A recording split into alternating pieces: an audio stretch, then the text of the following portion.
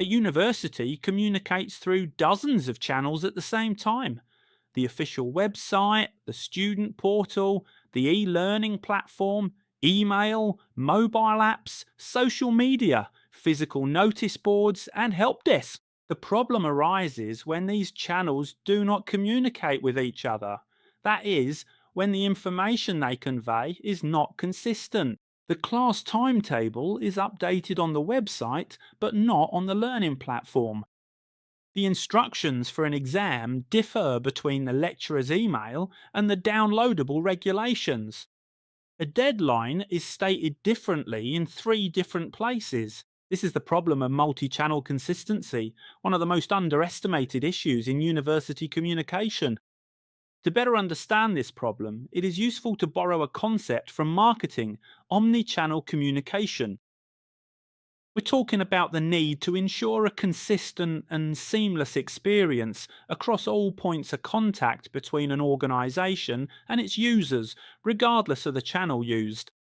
Applied to the university context, this concept should ensure that a student receives consistent, up to date, and accessible information, whether they consult the website, read an email from the services office, or use the learning platform. Another useful reference concerns compatibility with existing practices and systems as one of the key factors for the adoption of something new. A new student portal, no matter how technically superior, can be rejected by users if it creates inconsistencies with what those users already know and use. Informational consistency is a significant component of institutional trust. To understand where and when consistency becomes truly critical, it is useful to look at the student's journey over time. The so-called student journey describes exactly this: the way in which the student interacts with the university phase by phase. We can look at it like this: 5 phases, 5 distinct communication needs. First phase: orientation and program selection.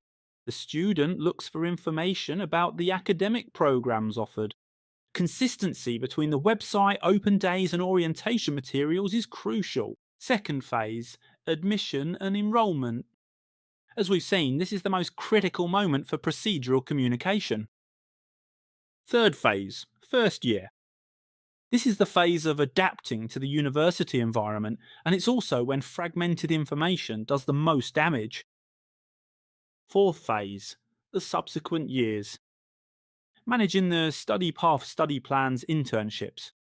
Here, consistency across channels becomes a habit, for better or for worse. Fifth phase: graduation and transition to work. Communications about placement, ceremonies, alumni. Often the most neglected. In this multi-channel landscape, learning management systems, or LMS, have taken on a central role. In Italy, according to data released by the inter-university consortium Seneca, the vast majority of state universities use an institutional LMS as the main channel of communication between lecturers and students. But how are these systems actually used in practice? There are at least 4 main ways. There's a repository for materials, which is the most widespread use, but also the most passive. As a communication channel, forums, messages, announcements, and this is where the main issues arise. The LMS does not provide guidelines on the quality of messages. So each user, lecturers, technical and administrative staff, student services, writes according to their own criteria. As an assessment tool, where quizzes can be taken, assignments submitted, and feedback received. As a space for collaboration, it's the least common use but also the most promising. The problem is that very often the LMS becomes an island. The information circulating within it is not coordinated with that on other channels. If the same procedure is described differently on the portal and on the LMS, which version is valid?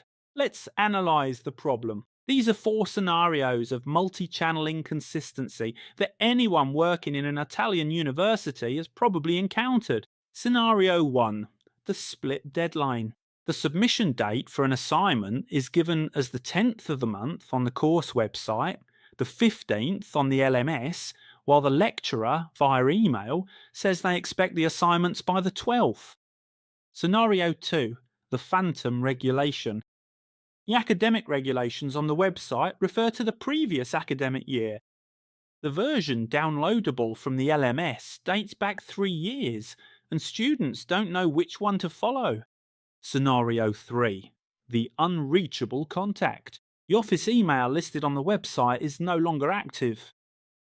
The one on the LMS belongs to a staff member who has left the university. The phone number directs you to an office that isn't responsible for this. Scenario 4. The forked procedure. The instructions for requesting a certificate are described differently on 3 separate pages of the website, and none of them refer to the others. Each scenario represents a situation where the student stops looking for the right answer and starts doubting the institution. In these situations, generative artificial intelligence can offer an effective contribution because checking for consistency is perhaps the area where it adds the most value with the least risk. It doesn't generate new content, it compares it. What can it actually do? First, compare the same information across different channels and flag up any discrepancies, dates, procedures, or terminology. Second, identify missing updates. If the regulations on the website are from 2022 and those on the LMS are from 2024, artificial intelligence can flag this up straight away. Third, check for terminological consistency between different documents. If the same office is called Student Service Office in one place and Student Records Office in another, artificial intelligence will pick up on it. This kind of check takes time if done manually across dozens of pages and documents. The generative tool can perform this task in just a few seconds.